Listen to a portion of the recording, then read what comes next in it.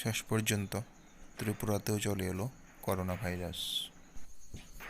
বন্ধুরা, ভিডিওটার সত্যতা আমি পার্সোনালভাবে যাচাই করিনি। এটা আমি বিভিন্ন নিউজ চ্যানেল বা সোশ্যাল মিডিয়া থেকে পাওয়া তথ্য অনুযায়ী বলছি, যেটা আমরা জানতে পারলাম ইতিমধ্যে যে ত্রিপুরাতে করোনা ভাইরাস আক্রান্ত একজন রোগী পাওয়া গেল, যার নাম গীতারানী কর্মকার, রেসিডেন্স উদয়পুরে। উনি এখন জিবি হাসপাতাল আগরতলাতে অ্যাডমিশন আছেন। তো দেখুন, আমরা এত সচেতনতার মধ্যে ছিলাম, আমাদের গভর্নমেন্ট বা আমাদের পারিপার্শ্বিক পরিবেশ যতটা আমাদের সচেতন করেছে, আমরা মোটামুটি সবাই সচেতন ছিলাম। এরপরও করোনা ভাইরাস আজকে ত্রিপুরাতে চলে এলো। তো গীতারানী কর্মকার এখন উনি এতদিনে মানে ভাইরাসে অ্যাটাক হওয়ার আগে পর্যন্ত, কোয়ারেন্টাইন হওয়ার আগে পর্যন্ত উনি যে লোকগুলির সঙ্গে মেলামেশা করেছেন, ওই সাইকেলটা এখন ব্রেক করতে পারলেই, যেখানে গিয়ে সাইকেলটা থেমেছে এখানে যদি আমরা, আমাদের গভর্নমেন্ট যদি অতটুকু গিয়ে পৌঁছাতে পারে, তাহলেই একমাত্র রাস্তা যেটা ভাইরাসটাকে আটকাতে পারবে, ত্রিপুরাতে স্প্রেড হওয়া থেকে বাঁচাতে পারবে। জানি না আরও আছে কিনা যে লোকগুলো হোম কোয়ারেন্টাইনে আছে। আমাদের যতটুকু খবর প্রায় 6,000-এর উপরে হবে হয়তোবা হোম কোয়ারেন্টাইনে আছে। এর মধ্যে থেকে হয়তো আরও 2-1 জন বেরোতে পারে, বা এর সংখ্যাটা আরও বেশিও হতে পারে। তো আচ্ছা, ওটা আর এখন বলছি না। এখন উনি যে লোকগুলোর সঙ্গে মেলামেশা করেছেন, ওই সাইকেলটাকে ব্রেক করতে হবে। এর জন্য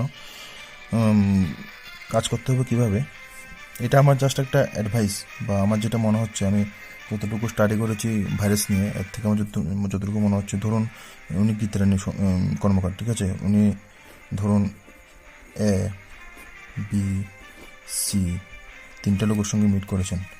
আফটার ওনাকে, উনি যখন অ্যাটাক হয়েছেন বা ভাইরাসে যখন ওনাকে অ্যাটাক করেছে, তো এরপর থেকে যখন ধরুন 3জন লোকের সঙ্গে উনি মেলামেশা করেছেন, এই 3জনও সঙ্গে সঙ্গে অ্যাটাক হয়ে গেছেন। এই 3জন ধরুন পুরো সাইকেলের মতো ছড়াচ্ছে, এটা DEF এর সঙ্গে মেলামেশা করেছেন, এই 3টাকেও স্প্রেড করেছে, ঠিক আছে। বিও ধরুন GHI, এই 3জনকে দিয়েছেন।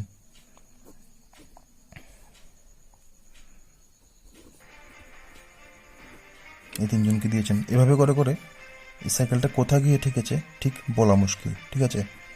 এখন এই সাইকেলটাকে যদি ব্রেক করা যায়, এতদিনের ভিতরে উনিই বলতে পারবেন, বা যে যারা যারা জানেন যে গীতারানী সোম কার কার সঙ্গে মিট করেছে, এটা পার্সোনালি যারাই জানেন, লুকিয়ে না রেখে গভর্নমেন্টকে ডিটেলস দিয়ে দেবে ভালো হবে, বা নিজের থেকে কোয়ারেন্টাইনে চলে গেলে যদি যান তাহলেই ভালো হবে। তাহলে ত্রিপুরাটাকে রক্ষা করা যাবে, ছোট্ট ত্রিপুরা আমাদের। তো সাইকেলটাকে যদি এতটুকু স্প্রেড হয়ে থাকে এখন পর্যন্ত, এখানে যদি এটাকে ব্রেক করে দেওয়া যায়, আটকে দেওয়া যায়, তাহলে এদিকে আর এটা স্প্রেড হবে না, যেটা পুরোপুরি সাইন্টিফিক। এটা আমার নিজের মতামত না, আমি দেখেছি, স্টাডি করেছি, এর থেকে বলছি। এখানে যদি সাইকেলটাকে ব্রেক করে দেওয়া যায়, তাহলে এদিকে আর স্প্রেড হবে না, ঠিক আছে। আমাদের শিক্ষাক্ষেত্রে, চিকিৎসা ক্ষেত্রে ত্রিপুরা ততটা উন্নত নয়।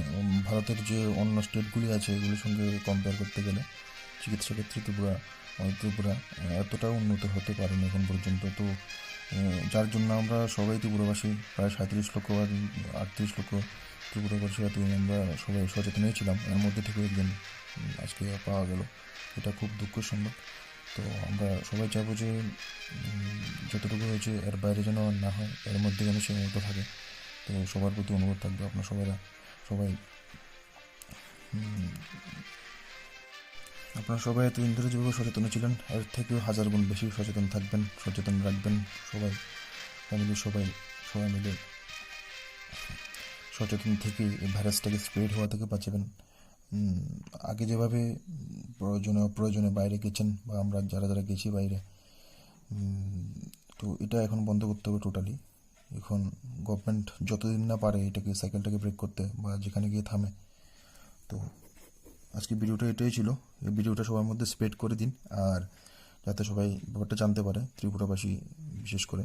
আর যারাই গীতারানী কর্মকার মহাশয়ের সঙ্গে মিট করেছেন ডাইরেক্টলি ইনডাইরেক্টলি, ওনারা যেন গভর্নমেন্টের কাছে গিয়ে ব্যাপারটা জানায়, যাতে উনি নিজেও সেফ থাকেন এবং পরিবার এবং পারিপার্শ্বিক পরিবেশকে যেন তিনি রক্ষা করতে পারেন।